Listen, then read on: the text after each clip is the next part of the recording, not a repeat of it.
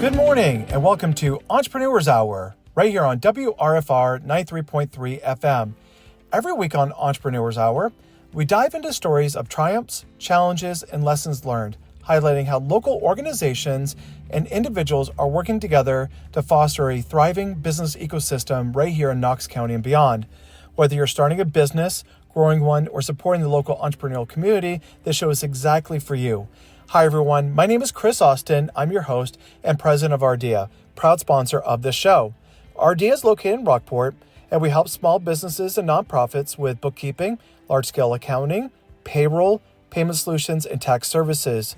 I'm also the president of the Rock Coast Entrepreneurs and a member of the NSBA Leadership Council, representing Maine small business community on a local, state, and national level. I created the show to help entrepreneurs navigate the complexities of running a small business by providing a platform where entrepreneurs can share their journeys and highlight some amazing partners in our region, showcasing the impactful ways they're helping small businesses and entrepreneurs succeed. Let's learn, inspire, and support one another as we continue to build a stronger small business community together. Now, let's get started with today's show.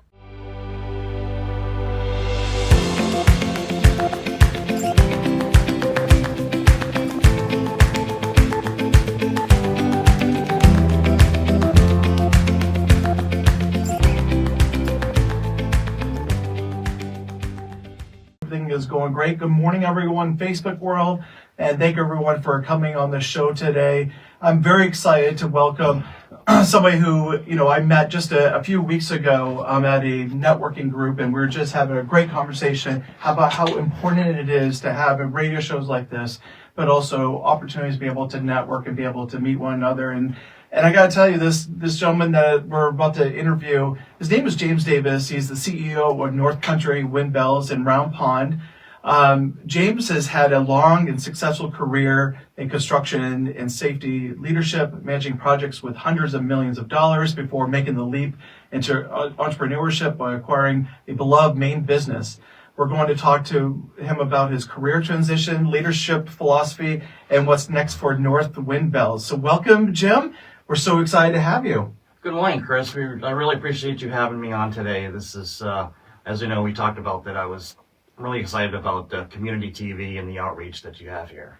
Yeah, we're, I would just say it's so important that we share stories like yourselves because a lot of, it just blows me my mind about how much business is happening in that Waldoboro business group, that area, and you're part of that group. So do you mind sharing a little bit about how you learned about the Waldoboro business group and some of the benefits of doing that? Because that's how we got connected, and I'd love for you to give them a little shout out. We did.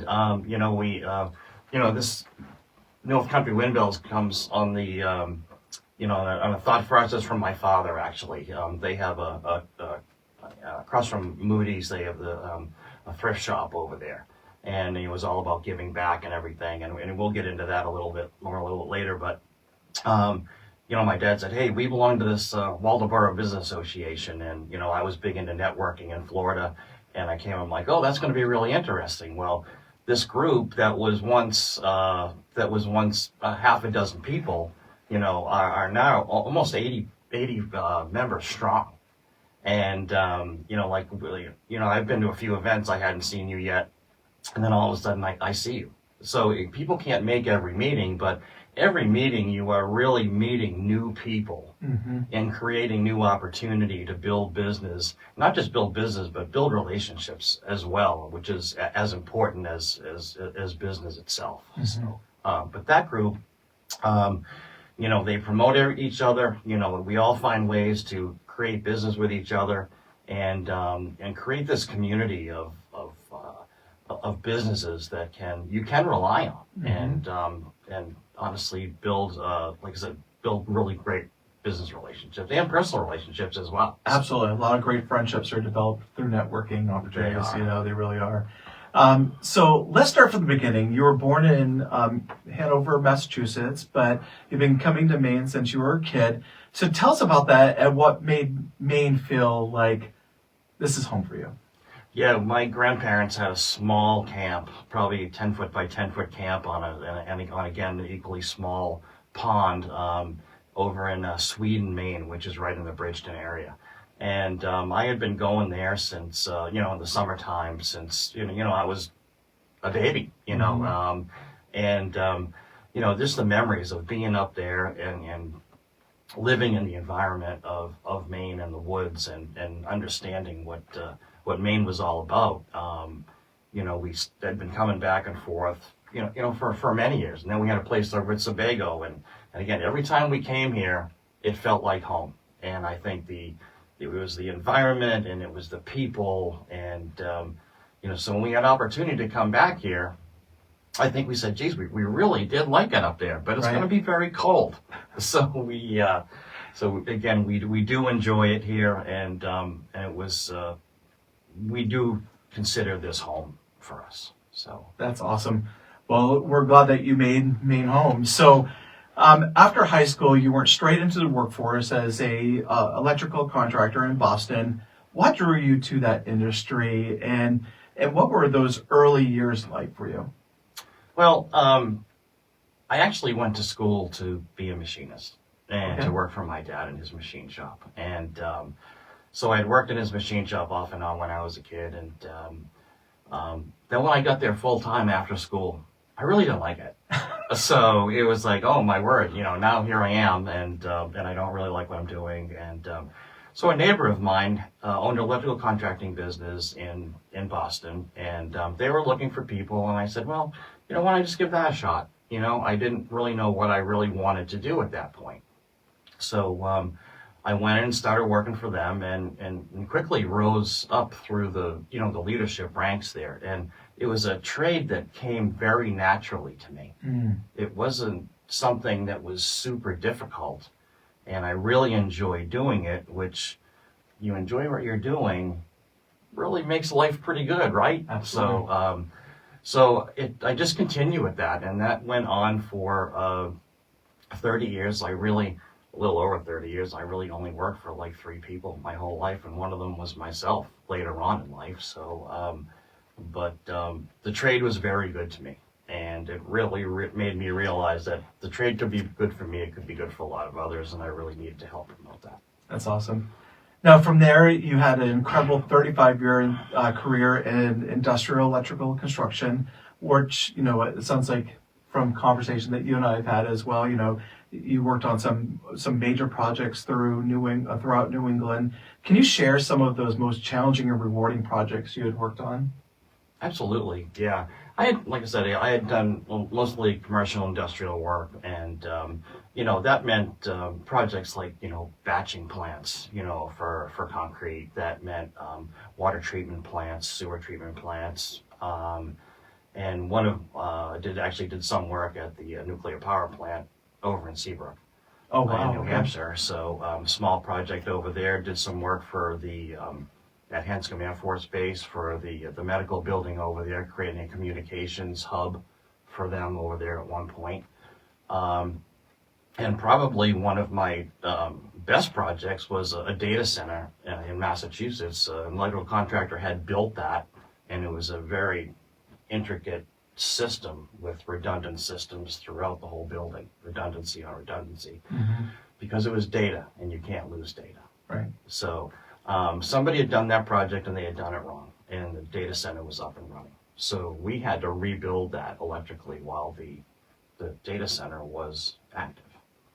So that took a lot of thinking. So I had, my team was over there. We had 10 people over there to do that. And so that was probably one of the better projects that really required a lot of thought and a lot of, we use the term collaboration a lot between ownership, the technicians that run that system, our group, to make sure that at no point do we cause a problem to lose power in this building and lose data. Wow. That's pretty crazy to think about, and the responsibility, because if you mess up and that data is gone, like that is a lot to think about, but that preparing and making sure that does not happen. And it sounds like it was a huge success. It was a huge success, thankfully. Maybe talk about something different. so after that 35 years, you transition into a general contractor role down in sunny Florida, and managing huge projects and leading hundreds of field staff.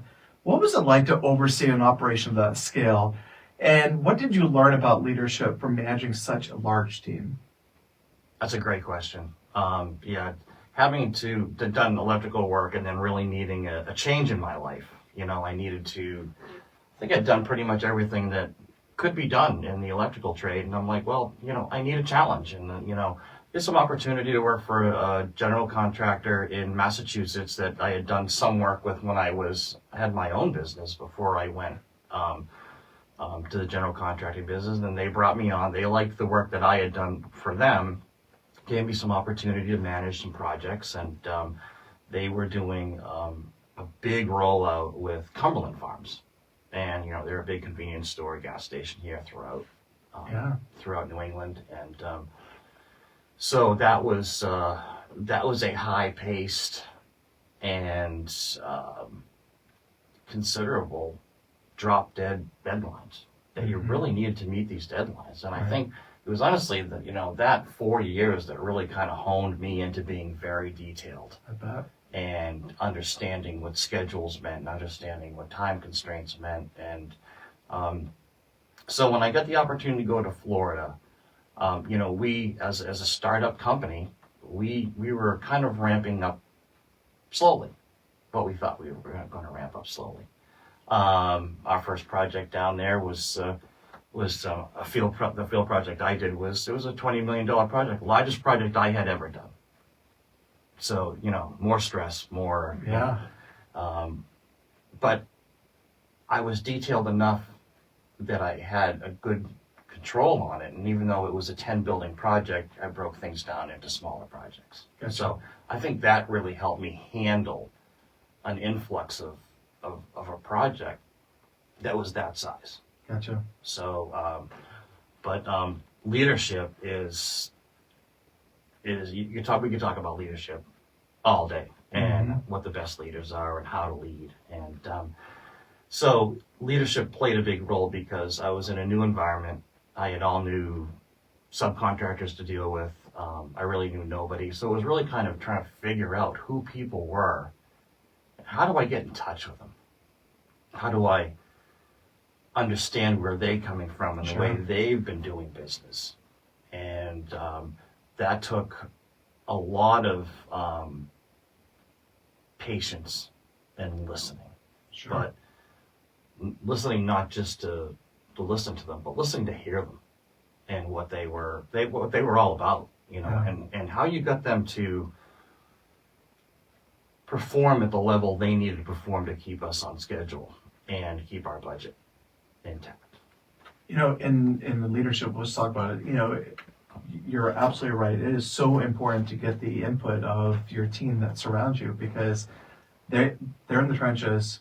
They have to do that. They have to have buy-in as well. They have to know that you have their back and you have their back, but also too that their input is so much needed because a lot of times as leaders, we basically just say, well, this is my business. This is what I created, or this is the project I'm leading for the owners. Like, you listen to me. This is how it's done. And I'll tell you, when you take that mindset, number one, you lose that connection, and you definitely create that separation between, leadership and employees, which is that's not the right mindset. Everyone is a leader within your business. They all have they contribute their own way. So I'm glad you brought that up and how important it is to be able to do that. So, but thank you. And we could definitely have a show just about leadership. You definitely could. And I'll probably have you back because I think leadership is a really key part of owning a business or running a business or being a key employee for a business. Like, it's so important. And leadership is not by just telling people what to do. No, it isn't. You're absolutely right. And I will tell you, as good as a leader that you think you are, until you take an actual leadership course with people that really know about how to get the best out of you, you can't get the best out of your people if you don't know how to get the best out of yourself. That's right. And I did go through executive leadership training while I was in Florida, and I will tell you, it was life-changing. Yeah. It is something that opened your eyes, and it made me realize is that what I thought of myself as a leader, I was not that. And through that training, I got better. And I really learned how to listen to people. Mm-hmm. I thought I knew how to listen to people. But after that, I started taking the vision of what I saw about people. But then I said, well, what do they think of me? And you know, how is leadership detailed in their eyes? Mm-hmm. So you really have to, it's a mirror look, honestly. Yeah. You really have to take a look at that and understand that. But that training, if anybody is in a, you know, with this show, we're talking about entrepreneurs and people leading their own business. If you have the opportunity, whether it's online or grab a good book, or I would do a leadership training with a coach of some kind. It is money well spent. Yeah, absolutely. You know, and I was very blessed to work for a company called MBNA, and MBNA as a leader in that company, they put us, you know, some people would say it put us through hell, but I would just say they really invested in a lot of us in the leadership team in like leadership 101. And, you know, I'll never forget, like, one of the biggest key things that is that people are not employees. You know, they are, you know, they basically, like, you don't tell employees what to do, or they're not just. One of the biggest things I learned at MBNA is that you manage people's efforts, you don't manage people. You know, and that goes a long ways, and that's a very deep thought.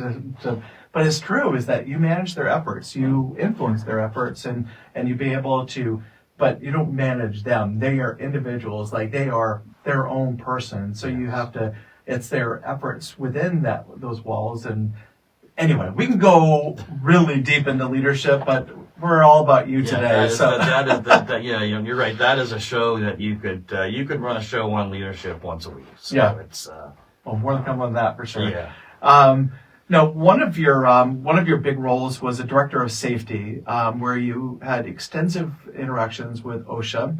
And I know a lot of people think OSHA is the bad people that come to visit you in probably the times that you really don't need to have visitors, but they're there for a reason. I know they are. I know some great people within OSHA. So what were some of the key safety initiatives you implemented, and how did that role shape your perspective on business and leadership? You're right. OSHA is not the bad guy. And we were part of an OSHA initiative in Florida that we were part of an outreach program with OSHA. We had a lot of, our work base down there is mainly, I would say, like Latino, I would believe. And, they didn't really have an understanding of what OSHA was all about. So it was really important for our group to get OSHA there and make the workforce feel comfortable that when OSHA came, they were a resource for them. And the groups down there, the subcontractors, they didn't spend a lot of time training their people. They would bring them in and put them right out on the front line. They wouldn't provide them the proper PPE, hard hat, safety glasses, gloves, boots, all this other stuff. And so for me, I understood that, but I also understood there was a big language barrier with that as well, because they didn't really understand. So initiatives for me was to, on each one of our teams, is that we had a bilingual person on every one of our jobs that really understood and cared about safety as well. And they were part of the training process of getting these workers up to speed and really making them understand that safety is their friend, and and they need to be educated on how they should do their work in order to get home at the end of the day to their families. So that was a big initiative. At first, bringing OSHA on site was a bad thing because they all thought it was other things, and they would leave. I mean, they were just gone. But we would have Monday morning stand downs to talk about safety, or sometimes it'd be a couple times a week. If things would get out of control, we'd stop everything and make them understand that this is how we need to do it. And we would bring their owners in as well for these meetings. Because if the owner's there and they're there, hey, we're on the same page now, right? So, but OSHA will do free trainings. They will come in and they will teach everybody about fall protection. They'll teach everybody about ladder safety, which are two of the biggest problems in that world right now. So, but doing that for the tying that back to leadership is you got a relationship with these boots on the ground workers right now is that they saw that what me and my team were doing for them helped them a lot, and that created a personal relationship when they were doing their work. Is that, hey, I need you to go over there and do this. Can you go do this for me? Oh yeah, we'll do that. We'll do it. They understood that we were working together at that point. That's awesome. And we're building an environment, a culture of safety, because you need a good culture. That's another show you could have in talking about building the right culture around the right team. Yes, absolutely. But on the safety end, it was a real challenge down there to do that. But you did the best you could, and we did have a really good partner in OSHA. So, and I did sit on safety boards for Associated General Contractors, Associated Builders and Contractors, wow.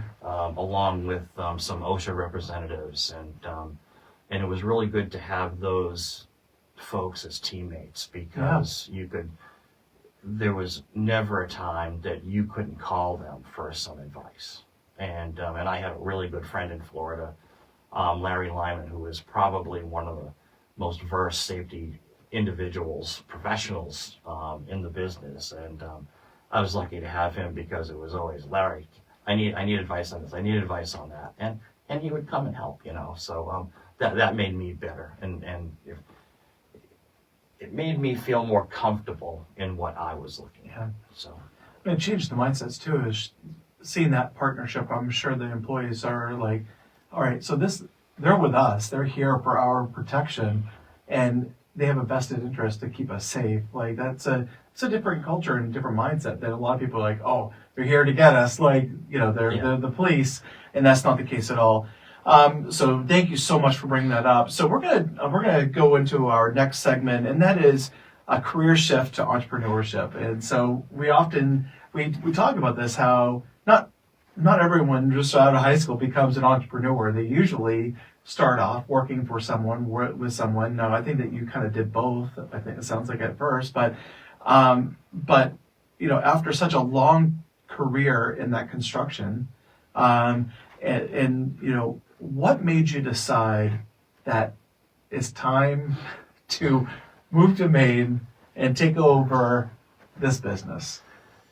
I believe that I'm a person that needs a challenge, and I think when I feel that I have done almost anything in the current business that I'm involved in, I get a little bored, and then I need to have another way to keep my mind busy. And believe me, this was a big jump, because taking on a business that I knew absolutely nothing about, and still have a lot of surprises every day. It was a lot, but I think if you have the willingness to jump into something and start to do the research, mm-hmm. and really understand, and are willing to,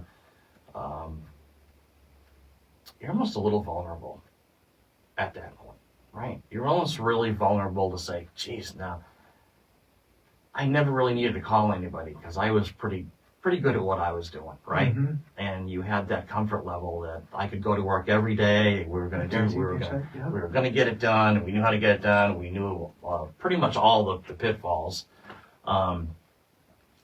But now I have to call people and say, how do I do this? How do I do that? Yeah. Just spend some time with me. Going from the expert to being completely vulnerable. Exactly. Yeah. So, that's a big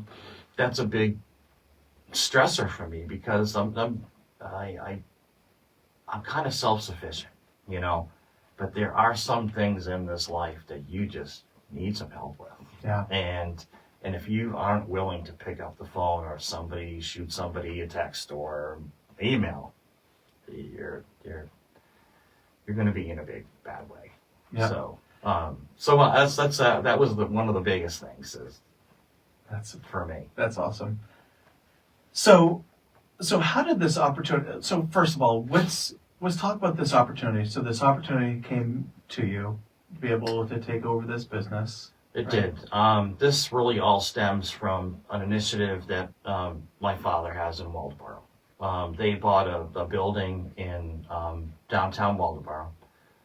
There was some need there for a building for the food pantry in Waldoboro. So my father, very big into giving back, he says, well, I'm going to buy this old building. And it has a little barn out back. We're going to put the food pantry, which, by the way, now serves 200 families. Wow. Every 2 weeks, I believe. Legacy. So they bought this house, and there's put the food pantry in there, put a free clothing closet in there, which is wildly successful, which helps out families and people that really just don't have, So, and the front of the house is going to be a place. They're doing some renovation. They're going to have a place for retreats and community meetings, and maybe some after school trainings for folks, or maybe some their exact plan I'm not really up on, but that was something that they were going to do. So from there it went to the across from Moody's. There's it's the Good Things Crafts thrift shop. Been there. You've been there. It's a great place to put a brand new addition on. Yes. Now, and that's been very successful. And the money that goes from there will go back to the other building in order to do some renovations, so we can create this atmosphere of a place for people to go and maybe receive some trainings. I think somebody's over there in one of the buildings out back over there. They teach sewing out there right now, and that's great for people, right? Sure I mean, is. that's it's really all about kind of giving back. Well, my father says, hey, we're probably going to need some more money to keep that house alive and pay for some of the programs and do some other things. He goes, the North Country Windmills had been out of business for a year and a half. And he said, geez, wouldn't this be kind of fun to take a business that has been around for 50 years and has a really good name, not just within the state of Maine, because the Maine made products is really big for me. Mm-hmm. I love seeing this whole made in Maine initiative that goes That's on awesome. here. It's just fantastic. So we would get the Bell's business back up, get it running, and we would be able to funnel some money back for some programs back in Waldoboro, which we will move the business from Round Pond to Waldoboro in the upcoming years. Oh, so, wow. Okay. Yeah, our thrift shop, not a thrift shop, our retail shop will open in the spring. Okay. So it's because we do have a building up on Route 1, and so we will get that renovated, painted, and get that ready to open in the spring. Now, what kind of bells does the business make right now? So can you just explain when you say bells, it would be great for people, for listeners to be able to know what products being made there. Yeah, when everybody thinks of bell, they think of the Liberty Bell, right? Mm-hmm. I mean, that's a bell. But this is more of a triangular shaped bell. And it is made from 3 pieces of different gauged metal, and with an acrylic hammer in the middle and a wind catcher on the bottom. When the wind blows, it pushes the hammer into the bell and makes a sound. Well, all these sound. Jim Davidson and his wife May, who created North Country Windmills, they went around to a lot of the harbors and listened to the buoy bells that sat in the harbor, and they all had a different sound. and they took those sounds and recreated them onto these smaller buoy bells. And that's why some of them they have different names. And some of them names are according to the harbors that they heard these bells. So I have one of your bells. I That's had no okay. idea. Interesting. Huh. You're only missing a brother or a sister to it. That's crazy. That's awesome. So the business has been closed for 2 years when you took it over. And what were some of the biggest challenges in restarting operations? Yeah, there was a lot of surprises when we took the business, and really some of the biggest problems is that we had to really retool. We had to bring new laser equipment in to cut the metal, new laser equipment to come in and cut the acrylic. Those took a long time to get onto into the facility, and then trying to figure out how to run them. I'm not a computer programmer. I'm not a laser guy, and that's one of our big challenges is finding people who will understand how to run these programs and create the programs that we need to run the business efficiently. Another thing was there's a powder coater that coat all the material. Figuring out how to run that, and I'm the powder coater now. I'm kind of like I'm doing a little bit of everything, but that's how business goes when you start up a business. Is you wear many hats. Sure. And then you think it would be easy. Is that I need a laser to cut metal. I have something to paint. I need a welder. We have welding that goes on there. You think okay, well, I have those things now. Now we're good to go, right? Well, no, that's just the tip of the iceberg on that. That's the easy part. Now you're managing material inflow. You're managing ordering all the materials you need for the next 3 months. It's not today for tomorrow. Now we're looking at building inventory for over the winter for the springtime. There's accounting to do. There's really so many things that we really didn't know because it's not something that we have really done. It's manufacturing. It's very different. I bet it is. Very different. But we are so lucky. I have to throw this out there. Is that Connie Davidson, who took the business over for her parents, she has been a godsend to us. They live right there. They stop in every day to see if I need any help. And they're always hey, we're not being nosy, but we just come in to see if you need anything. And I appreciate that so much. Is having that relationship with them is that they're a text message or a phone call away, or sending them a message. Hey, can you come over? Can you walk me through this again? That's invaluable. Oh yeah, absolutely. And I don't think we'd be where we are today without that. That's fantastic. So now you're in it. How does running your own business compare to leading large construction projects? Excuse me. That's a good question because when I was leading construction projects, I had a team. So I had a real team. Not that we do have employees now, but we had a team that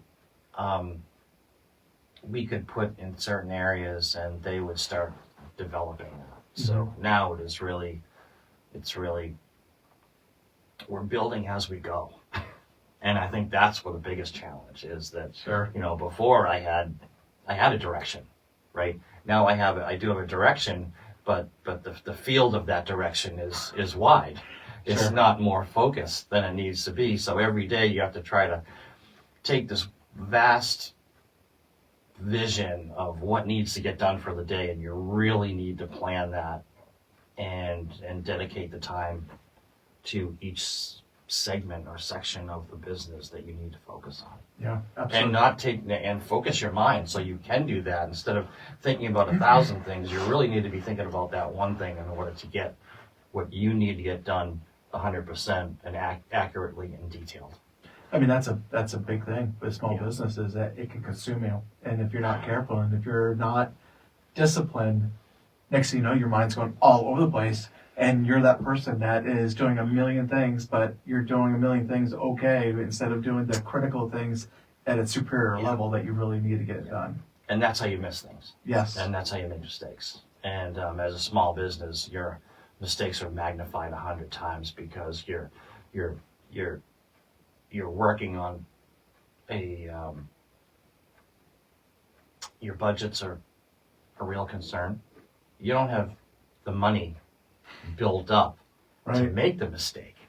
And so every mistake you make, like if I put a piece of sheet metal on the laser and I cut it wrong, well, I've just thrown away a $250 piece of material. Ouch. And, as a small business and a startup business, that's a lot of money. Right. Not that it isn't a lot of money every day, but to go, oh boy, by the way, that was my last sheet. Now I got to go get a sheet in the time that I lose, or if the welders run out of material. I got a welder that runs out of welding wire or welding gas at 8 a.m. and I don't have spare parts there. No, I've lost them for the day. I've paid them for the day, and I had no production. Yeah.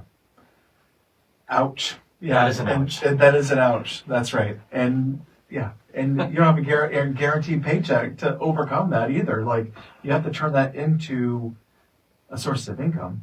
We do, yeah. We need them. We need them to be producing every day because I have orders coming in, and I how everybody wants it to yesterday. True so, but you really need to be building that inventory, and so one of the stressors that you can eliminate from your day to day is that I have material on the shelf. The worst thing that you can have in your business is a lot of orders and no product to send out the door. Mm-hmm. And now you're always catching up. Right. And you never catch up. Yeah. You say, oh, I'll just put more time in. Well, there's only so much time during the day to get your tasks done. All right. So we're gonna we'd already touched base on it, but we're gonna come back to a little bit of leadership, mentorship, and giving back. So one of the things that stands out about you and your commitment to mentorships and leadership is, why is that so important to you? Because you can't move forward and be successful without doing that. That's what it comes down to. Mm-hmm. If you don't create a mentoring program or an internship program, how are the young people out there going to get opportunity and understand that there's a lot of opportunity for them to grow and not just have this tunnel vision of, well, my dad did this, my mom did this, and right. this is the status quo. Is that I really enjoy showing and sharing the leadership and the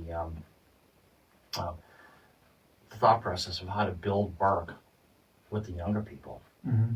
And once you get their attention and you not treat them as children or newbies, you treat them as one of your teammates, they start to build confidence in themselves. Right. And So you'd be important. surprised. You'd be surprised how fast an intern or a new person that's new to the construction business starts to look at things when you give them small tasks and start building them up and build their confidence up. Then they start to become leaders. So, I would say this is a generational thing, but, even like now I have kids, right? They're coming through, and I think there's so many parents like, oh man, we're in trouble. Oh, this next generation, oh my. They're just, I don't think they're going to get it. I'm pretty sure that my parents and their parents before that all said the same thing about that next generation that's going through. But one of the things that it's always kind of passed that baton is that we've always invested into our youth, like being able to give them opportunities, be able to do that. And I would just say is that with some of the work that I've seen at MCST, just being involved there, is our future is bright with these kids. And what you're doing, what you're talking about is so important. Molly Staples from RSU 13 came on just a couple of months ago. And, they are running an internship, a paid internship. That means that it's even better, right? You're like, well, of course, bring them on, Okay, so it's a few weeks, but listen, that's a few weeks where I could be changing a youth's mind or giving them a sense of purpose and a sense of like this could be a career for them. And next thing you know, that knowledge is you're passing baton to the next generation that you're trying to do, which is so important. I enjoyed working with our interns. We used to get them from several colleges in Florida, and because we're a project management company, right? Yeah. So most of our project managers, assistant project managers, field engineers, the project engineers, they're coming from college, but some of them aren't. But there's a lot of time that you need to spend with them. But that time, as hard as it is during a busy day, you can make time for them. Mm-hmm. And typically, I'll take an intern and I'll hand them a notebook, and I'm like, I want you to write down every term that you don't understand or have never heard before. Yeah. And at the end of every day, we'll sit down and go over those terms. Or better yet, I want you to start watching some of the trades, because that's what we do, is we supervise trades. Right. And start watching what they do. And everybody loves to talk about what they do. Go up and ask them. Mm-hmm. Hey, what is that? What are you doing? How do you do that? Why do you do it? And I go, that's how you learn. That's how I learned. Yeah. I would say is that I hear that a lot. You'll have this, I'm bringing up MCST again, mid-school, school technology, right? So wonderful program. You got these kids that are learning a trade, and they now need to apply what they're learning in the school, in the field themselves. And I would say so many businesses are not taking advantage of that because they have that mindset of, I'm too busy, I don't have time to babysit. And that is not the mindset, because I will tell you, what I've experienced when I'm mentoring someone is that it makes you a stronger leader, but also when you're kind of talking through a process and you're like, okay, so does that make sense to them? Maybe I'm doing this incorrectly. You can pivot. Like, you can learn about yourself also when you're mentoring, and it makes you a stronger leader, a stronger business owner. It is so important to be able to do that. So I'm sure, and this kind of transitions into, my next thing for you is that, you've worked with internships and apprenticeship programs for years. So what can businesses do to get themselves started? Like, what would be your advice to them to get, involved in these mentoring opportunities? Like, love to get your input on that. Depending upon what you're doing, obviously, if you're a construction company, you're going to be reaching out to colleges to find out, how you can get involved in their internship programs, and start bringing kids on during their breaks, from school or summertime. That is the best way to honestly bring people aboard.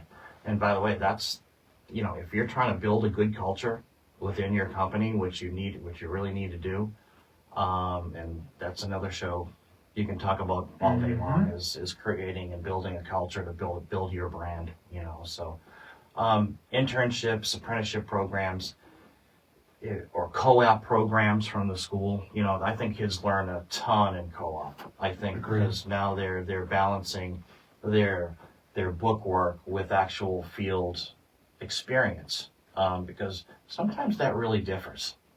Sometimes the book always isn't actually what's going on out in the field. And I think kids get confused like that. When they finally get out into the field, they go, well, our book said. And I go, well, that book was written 50 years ago. And your book isn't really up to speed. Because there aren't really a lot of books written about the methodology of doing some trades. It's pretty much High level. yeah, it's higher level, but it's more. I will say it's more theory than actual work, which is accurate. Yeah. So, but back to bringing these kids on and dealing with the schools and creating these programs with schools is that with the workforce out there right now, if you find some apprentices or interns through the colleges, you can start acclimating them to the culture of your company and how you want your teams to work and function, and also present your brand to the public, because now hopefully you're teaching your apprentices, your interns, and you're not just delegating them to the field. You're maybe bringing them into some meetings with owners. Maybe you're bringing them into higher level planning meetings, subcontractor meetings.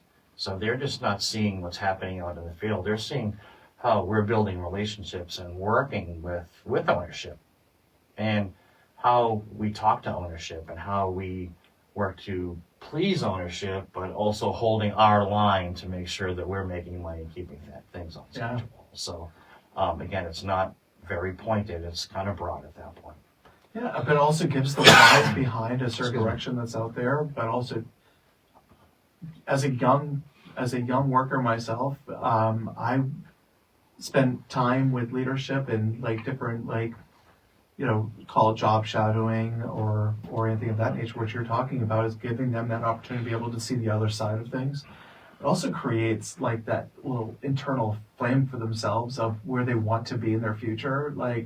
But they also need to know that they have to work hard to be able to get to that position and be able to do that. But sometimes you're creating a career for someone that's within a week of their job, because they are so they see the finish line, not the finish line, but they just see what could happen, and they see the decision making, and they see that leadership, and they're I want to be that person. And next thing you know, you get that internal flame, and they're working towards it, which is pretty awesome. That's a confidence builder too, but it sure is, absolutely. And I think that as giving the youth some opportunity, and our belief is that interns aren't just there to tag along and shadow. They are there to be given projects, and they are and with certain time versus work, barriers, I guess, in order to make them understand that a task is not open-ended. Right. And you need to get it done. So. Absolutely. So let's talk about the future of North Country Wind Bells. So, now you're leading the company with a 50-year history. Where do you see North Country Wind Bells going in the next 5 to 10 years? Our 5-year plan, which we do have, is that that we will, in the next 5 years, we have the property in Waldoboro. We would always plan to move the company to Waldoboro. We have a piece of property to build a building. Our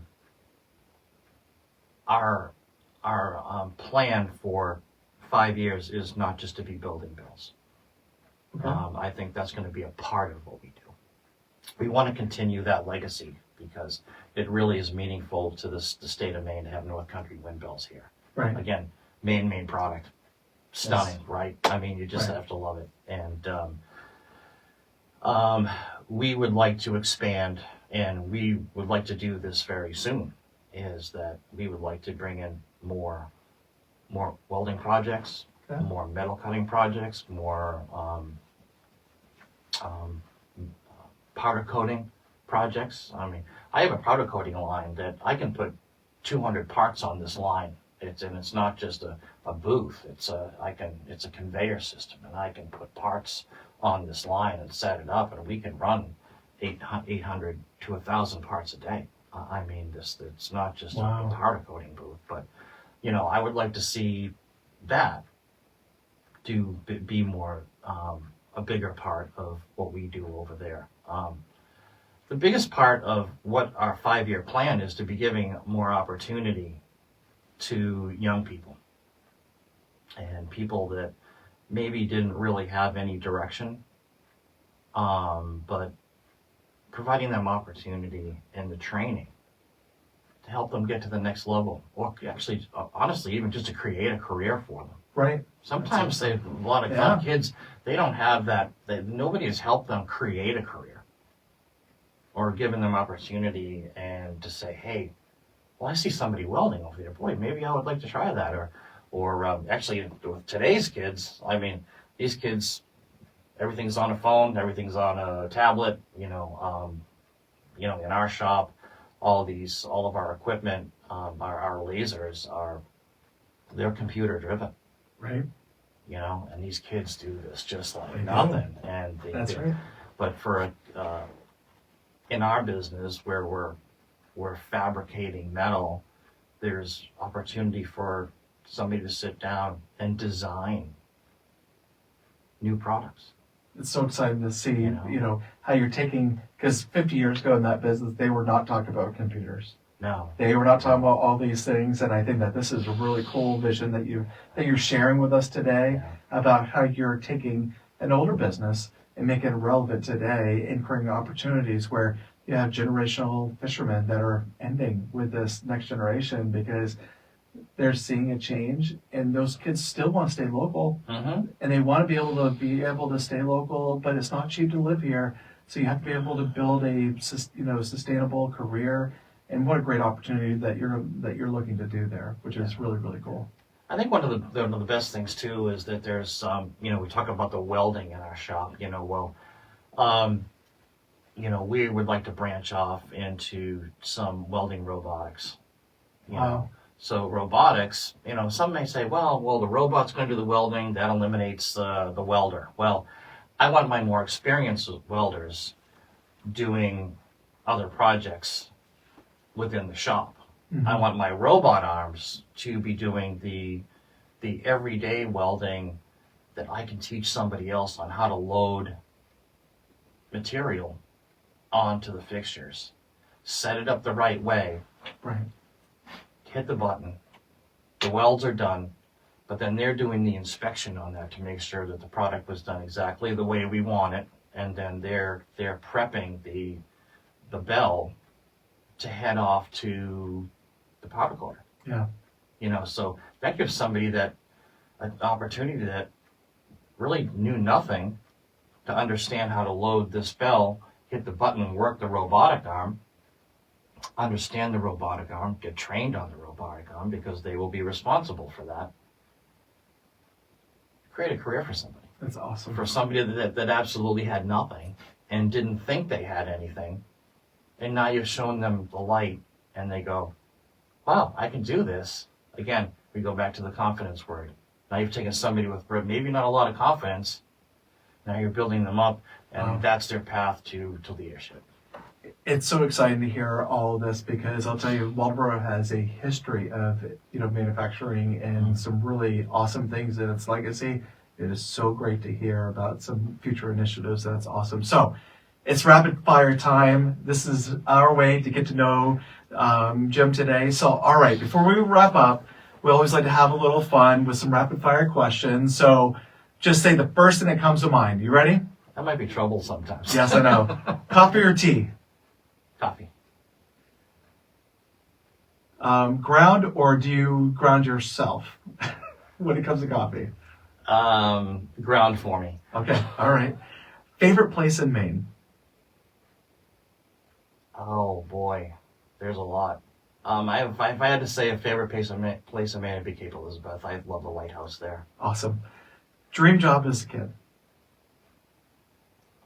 Really wanted to be a lifelong Navy. Okay. In the Navy. Okay. Yeah, but just didn't have the eyes to do it. Okay, I gotcha. Best piece of advice you ever received? Pay attention. Okay. Very important, especially in today's world, especially in your world. Yeah. All right, listen, that's good. If you could have dinner with a historical figure, who would it be? Oh boy, that's tough.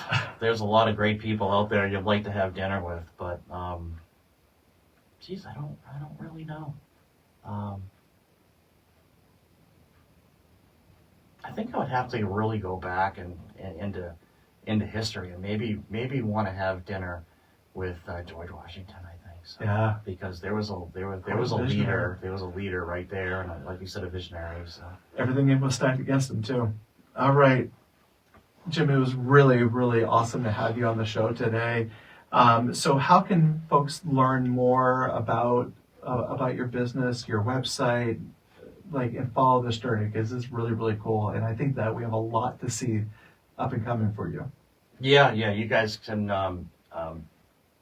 go to our website, northcountrywindmills.com. You'll see all of our products on there. It's a way to get a hold of us.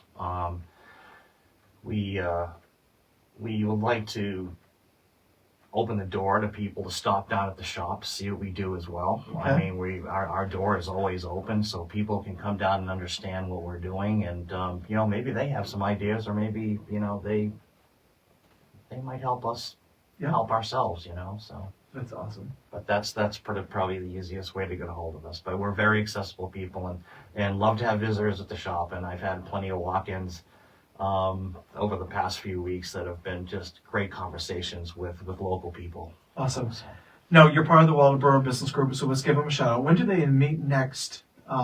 Is it 2 weeks, or is it next Monday? A week from? Yeah, I think it's next Monday, isn't it? I think it's next week. Yeah. So, and I think it's a great group to get involved with, and I'll tell anybody that is new and has a new business is that networking is key to your business, and Sure is. the more people and relationships you build out there, the better off you're going to be. So.